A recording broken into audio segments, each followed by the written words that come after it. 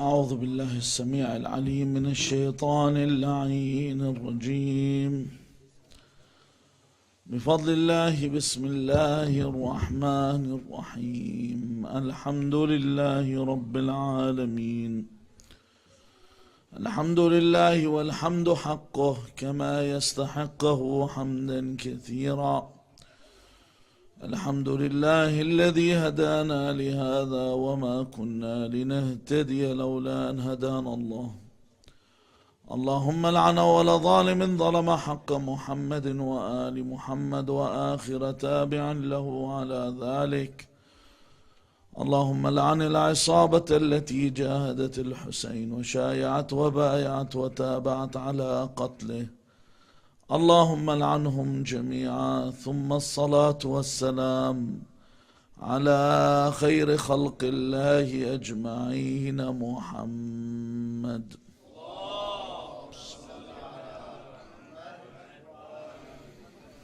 وعلى أهل بيته الطيبين الطاهرين، واللعنة الدائمة على أعدائهم أجمعين. قال الله العظيم في كتابه الكريم: بسم الله الرحمن الرحيم. يا أيها الذين آمنوا اتقوا الله ولتنظر نفس ما قدمت لغد واتقوا الله إن الله خبير بما تعملون. آمنا بالله. صدق الله العلي العظيم. صلوا على محمد وآل محمد.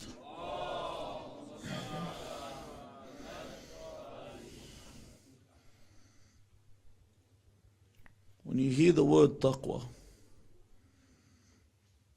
throughout the Quran, it becomes apparent that this is something of great importance. Not only that, when you are reminded by Allah Azza wa Jal, when He says, Ya ayyuhalladhina amanu, and this is Allah Azza wa Jal speaking to the believers. He says, Ya ayyuhalladhina amanu kutiba alaykum as-siyam kama kutiba ala alladhina min qablikum la'allakum tattaqun. So that fasting is a means for taqwa. Allah clarifies this. This is the reason that it has been prescribed upon you, that you are commanded to fast as those before you, in order to achieve taqwa. And even goes on to mention this in a clear commandment where He says, وَلَقَدْ وَصَّيْنَا الَّذِينَ أُوتُوا الْكِتَابَ مِنْ قَبْلِكُمْ وَإِيَّاكُمْ أَنِ اتَّقُوا اللَّهِ. In an even more direct fashion, He makes it a clear commandment that we commanded those before you, meaning the Jews and the Christians that were ordered by God by prophets before, and we ordered you, and we commanded you with what? He says, أَنَ اتَّقُوا اللَّهِ, that we ordered you with taqwa. Even prophet after prophet, Allah Azza wa Jal on several occasions in the Quran, He says, إِذْ قَالَ لَهُمْ أَخُوهُمْ نُوحٌ أَلَا تَتَّقُونَ. The people at the time of Nuh were commanded by Nuh, أَلَا تَتَّقُونَ. إِذْ قَالَ لَهُمْ أَخُوهُمْ هُودٌ أَلَا تَتَّقُونَ. إذ قال لهم أخوهم صالح ألا تتقون. إذ قال لهم أخوهم لوط ألا تتقون. إذ قال لهم شعيب أَلَا تَتَّقُونَ. In the case of Shu'aib, because he wasn't related to the village, so Allah doesn't mention him as أخوهم, whereas the rest all married from the actual village they were from. Just as a side point, in case you think I missed out the word deliberately. But in all these cases, the prophets came with a commandment, and that commandment was taqwa. As we move on, it is also brought to our attention by Allah Azza wa Jal. In the Quran, إِنَّمَا, Allah Azza wa Jal says, إِنَّمَا يَتَقَبَّلُ اللَّهُ مِنَ الْمُتَّقِينَ. So, we understand here, because when it says إِنَّمَا, this is a ta'kid. This is God saying verily, or certainly, most surely, that Allah only accepts the actions of who? The muttaqeen.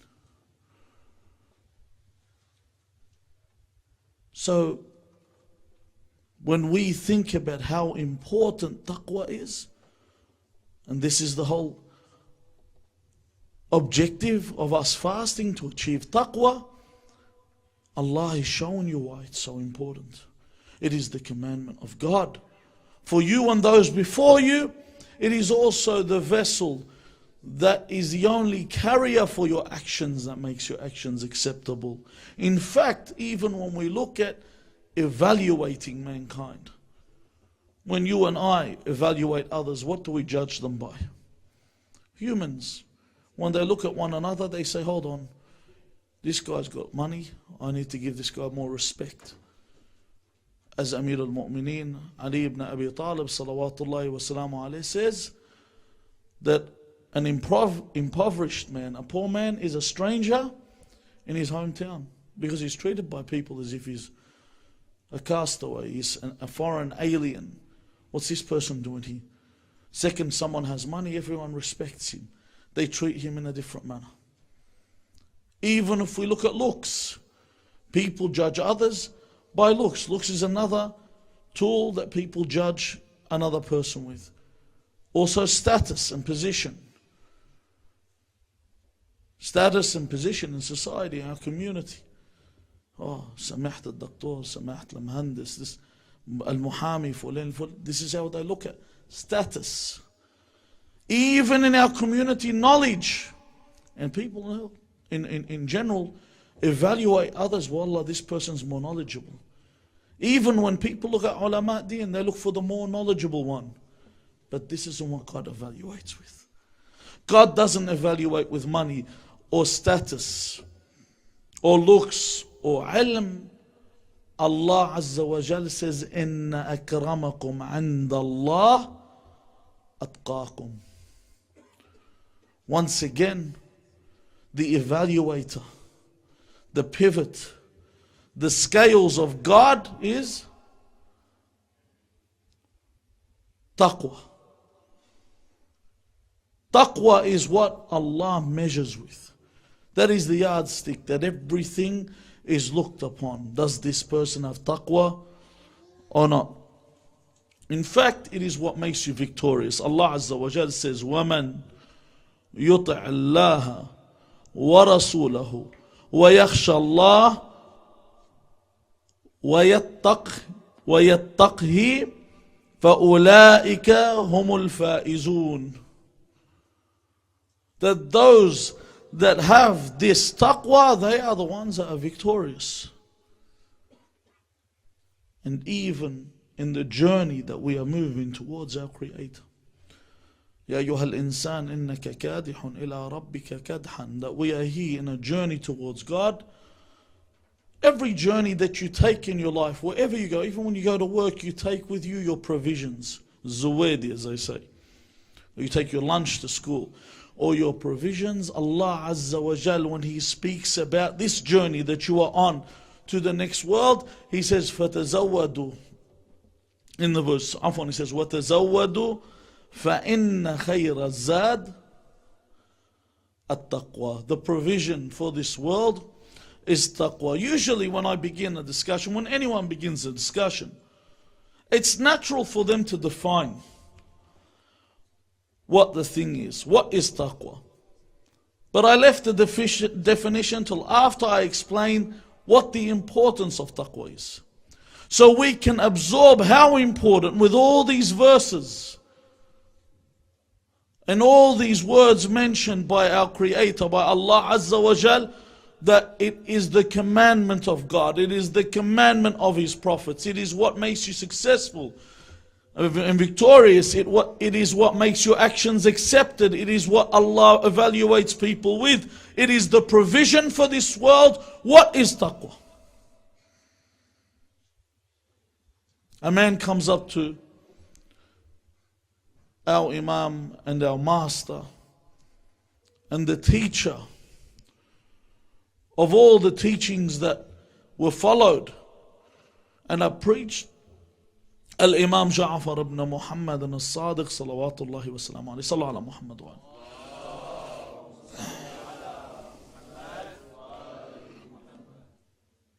He says, Awsini.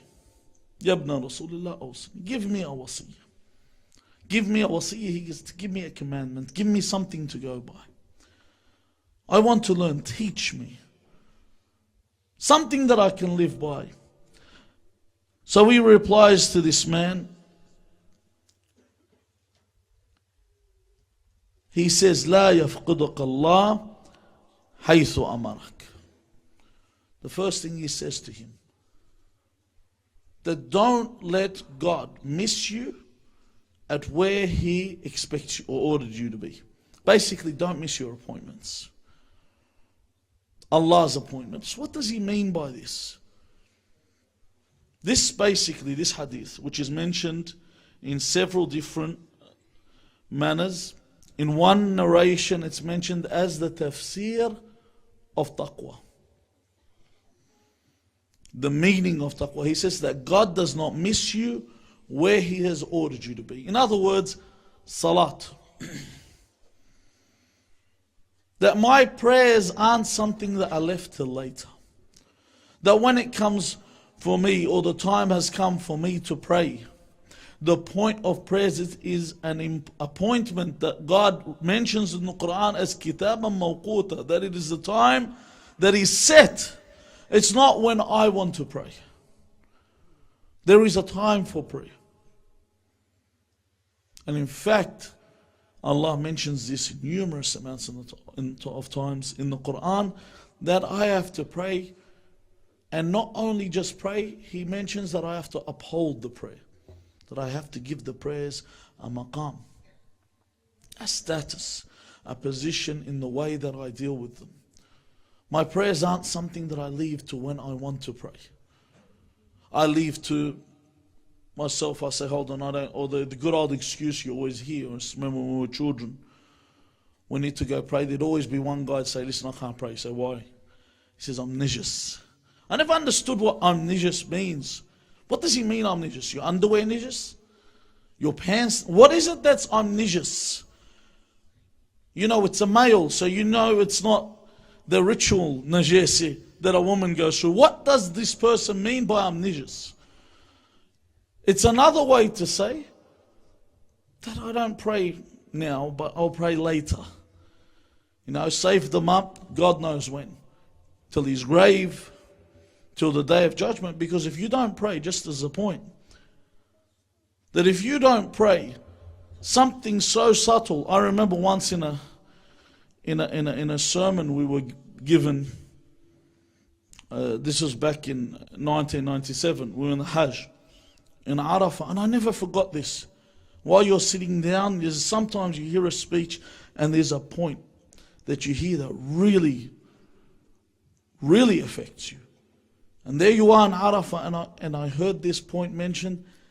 He said that a man, and this is ahad al-ulama, that's mujtahid, you know, not just anybody getting up and speaking.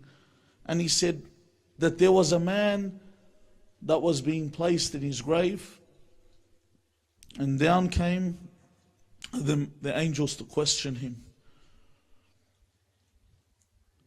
And they said, you've been someone that prays and upheld your prayers, not someone that doesn't pray Not someone that delays their prayer, someone that prays.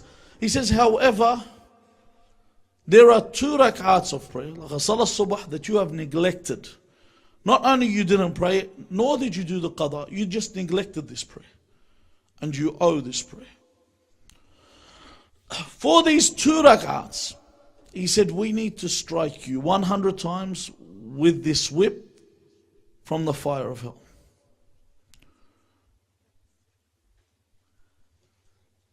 Then the man tries to negotiate his position. They reduce the 100 down to 10 and eventually down to 1. He says, can we go without being here? He said, they say at least 1 strike. 1 strike for you to know. Because you knew, obviously, you were someone that understands. People that attend these majlis understand the importance of prayers. It says 1 strike, 1 single hit for this prayer that you've neglected. And this is what was finally to take place. And he said that he struck him a single hit. He said, and it left his grave burning until the day of judgment. 1 hit. Left his grave burning until the day of judgment. For 2 rak'ats. Imagine the people that are neglecting all their prayers. Imagine the people that are missing their prayers. If 2 rak'at and this was the result. You know, sometimes we like to take our faith as a joke. Some people like to say, inshallah khair, inshallah we're all believers. Even though Allah Azza wa Jal mentions throughout the Quran that this is not a joke. This is for real. In narrations, this is for real. Has the time not come for us to realize what this world is about? What are we waiting for? At what point do we wake up? So the Imam in this hadith has mentioned that you do not miss these appointments. And fasting is another one. Don't break your fast for a silly reason.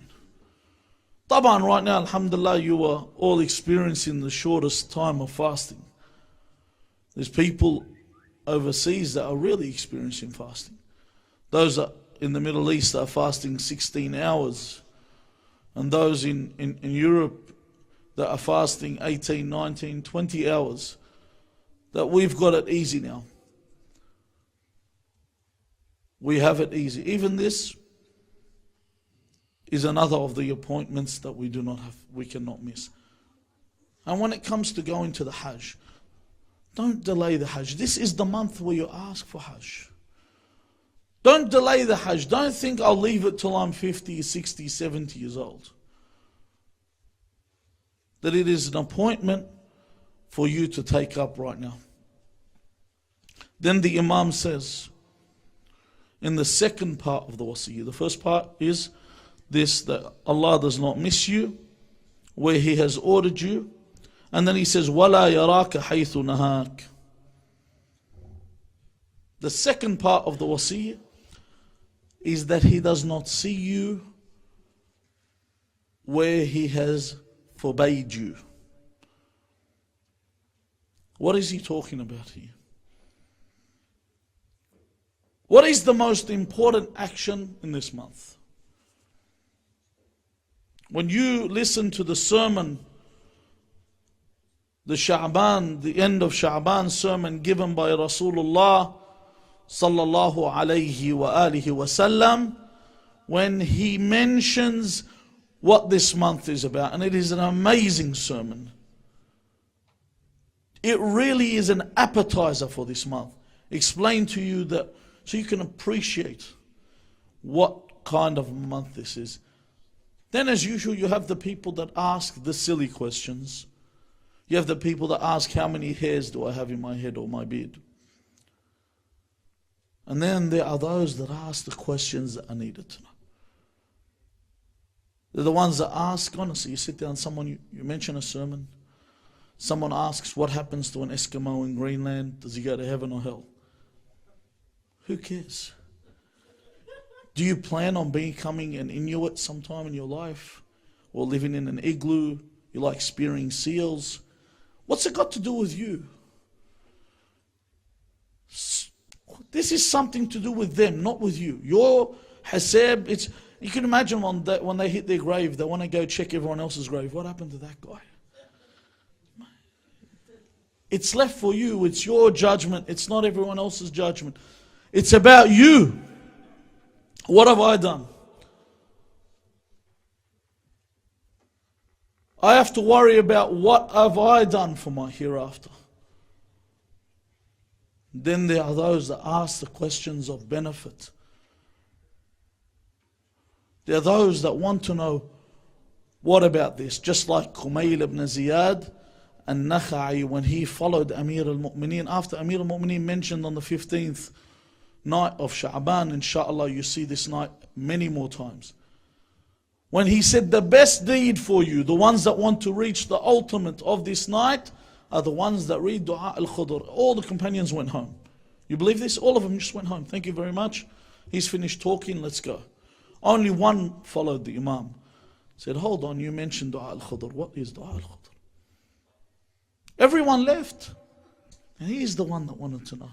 And Kumayl said, what is Dua al-Khudr? And the Imam said, repeat after me, Allahumma inni as'aluka bi rahmatika allati wasi'at kulla shay. And up till today, we call this dua what?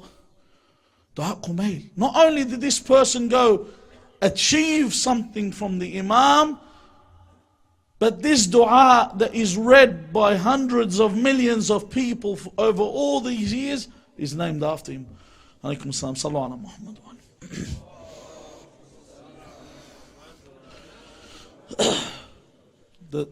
This dua is named after the Imam, the companion of the Imam that asked a question of benefit.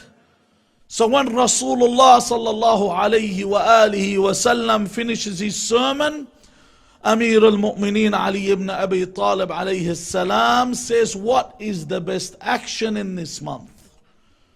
You spoke all this time about this month. What is the best action in this month? He says, Ya Abul Hasan, afdalul a'mal al-wara'u an maharim Allah Azza wa Jal.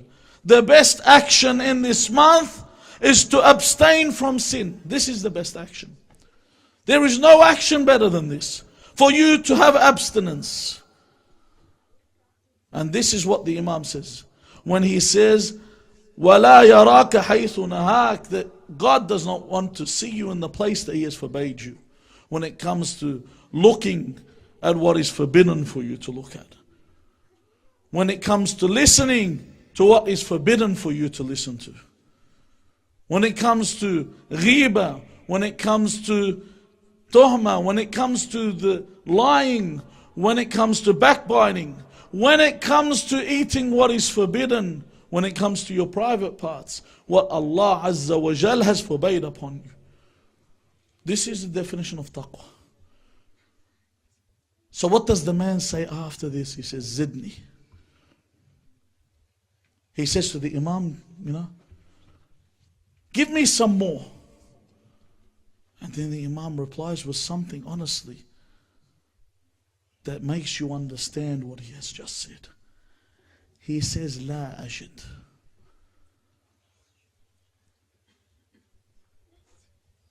In other words, he's not saying I la ajid as in I'm deficient and I can't. He's saying what I have given you is all you need.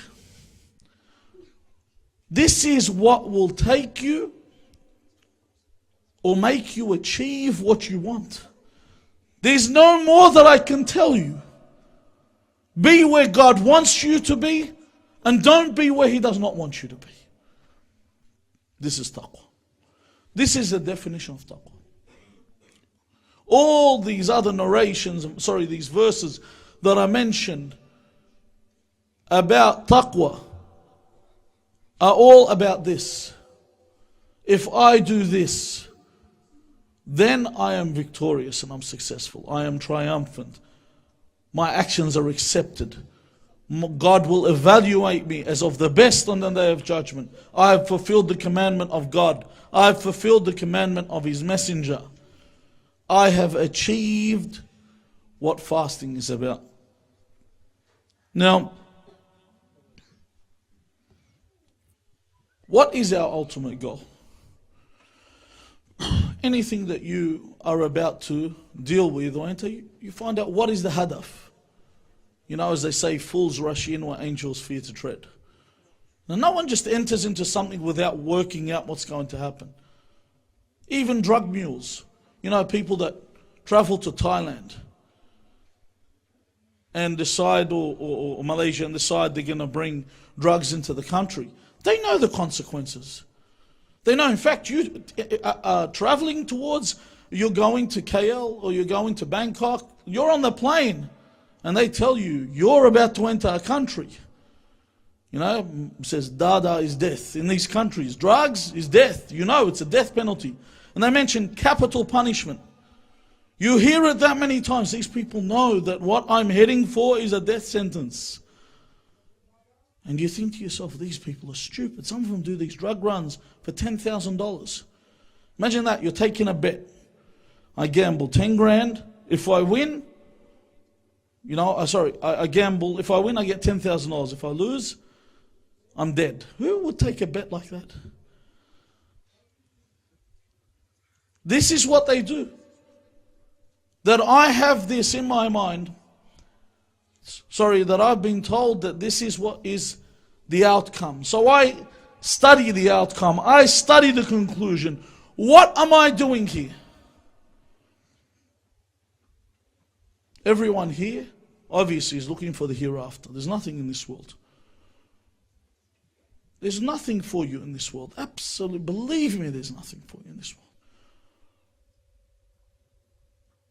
So everyone looks for the hereafter, and Allah Azza wa Jal says, تلك الدار الآخرة نجعلها للذين لا يريدون علوا في الأرض ولا فساد والعاقبة للمتقين. The next world is for who? The muttaqi, the one that has taqwa. We know the hereafter is for the one that has taqwa. How? One example is a story that's narrated about a man at the time of Banu Israel, where he has a habit of walking, and when he sees something wrong, he will say, Alhamdulillah, wal aqibatu lil muttaqin. You know, when you do a good action, when you turn up here, all the bad people and everything that is evil is averse, is against you being here. Listen, you might think to yourself, you know, when someone else is doing something else, that's their business. It's got nothing to do with me. But no, an evil person wants everyone to be evil. Notice that friend that when he wants to go to a nightclub wants you to come because he wants you to be evil like him. I'm going to hell. I don't want to go to hell by myself. I want to take as many people as I can with me. The one that wants to go to the wrong places always wants to bring an associate with them. And in fact, when they see someone doing a good action, they get upset. They see someone eating halal. Why does he have to eat halal? For example, especially with the youth, when it comes to even issues of things that they're mubtaliin with. When someone is contracting a temporary marriage, people come up and say, hold on, for me that's adultery, it's all the same thing. Why? Because they want everyone to fornicate. They want everyone to commit adultery like them. أفلح من صلى على محمد وآل محمد.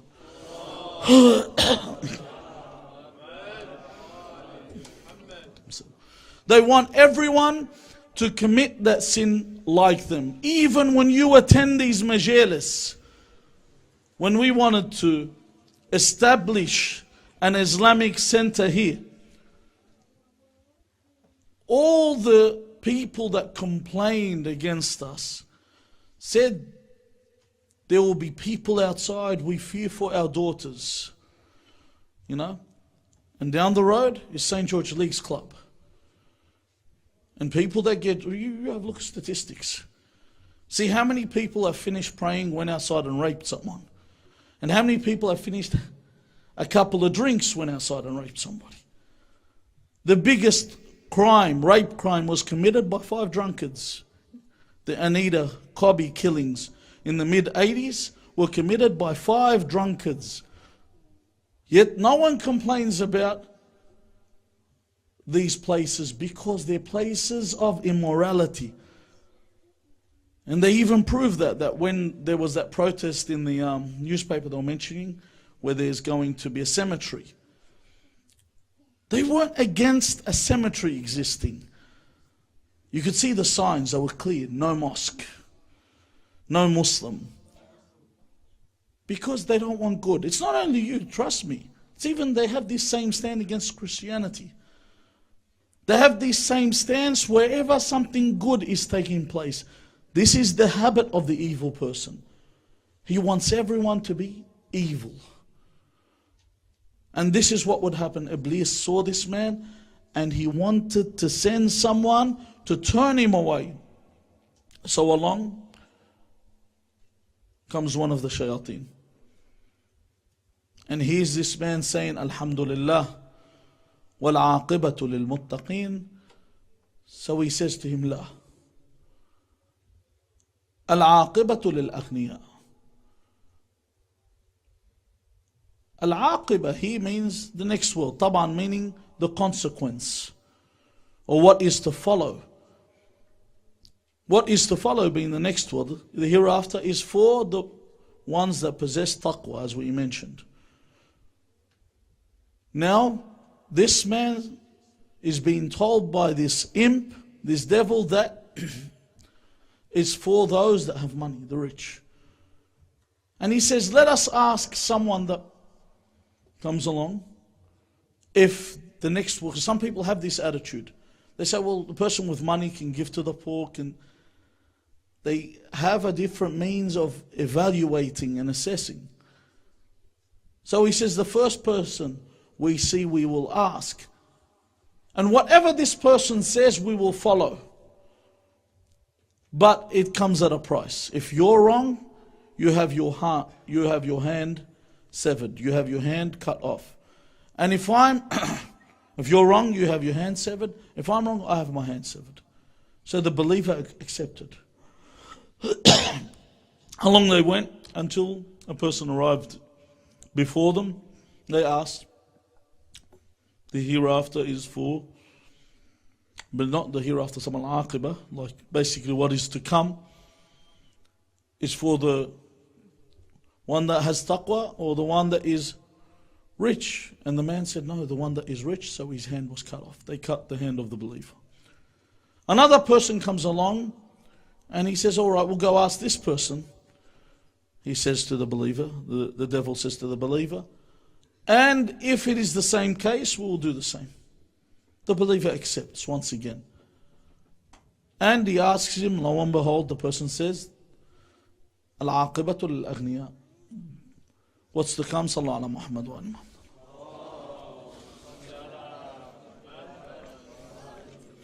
That the next world is for those that have wealth, so his second hand is severed. So the devil goes, okay, third time, this time how about we go for something even bigger stakes? He says the loser has their neck struck. So the believer says, okay.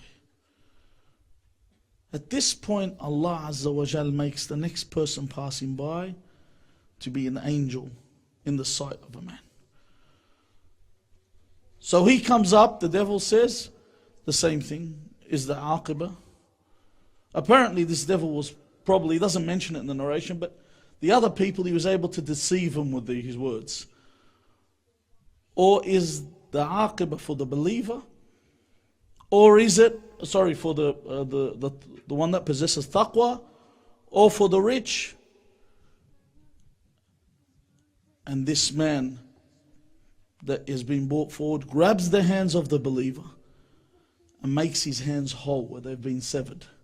So he returns his hands and then he strikes the neck of the shaitan, And he mentions a word.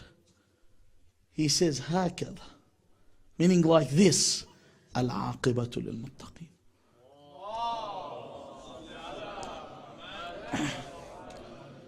What's important with this point is God shows you go through a rough trot, but in the end, you'll prevail. In the end, you come up on top. Just be patient. Not only in the hereafter, because generally we associate the hereafter, inshallah, in the following nights. In the following night, I will mention the fruits in this world. But in this world also. That in the end you come up on top. We ask Allah Azza wa Jal to grant us piety, to fulfill our fasting with piety, that we are where Allah Azza wa Jal expects us to be when it comes to worship, and we are not where Allah Azza wa Jal does not want us to be when it comes to sin. We ask Allah Azza wa Jal that this month does not pass with even a speck of a sin on us, that this month does not pass with us favoring what's in this world, that this month does not pass with us not achieving the piety and the wilayah of Muhammad wa Ali Muhammad alayhim afdal as-salatu was-salam. وهذا والحمد لله رب العالمين وصلى اللهم على محمد وآله الطيبين الطاهرين.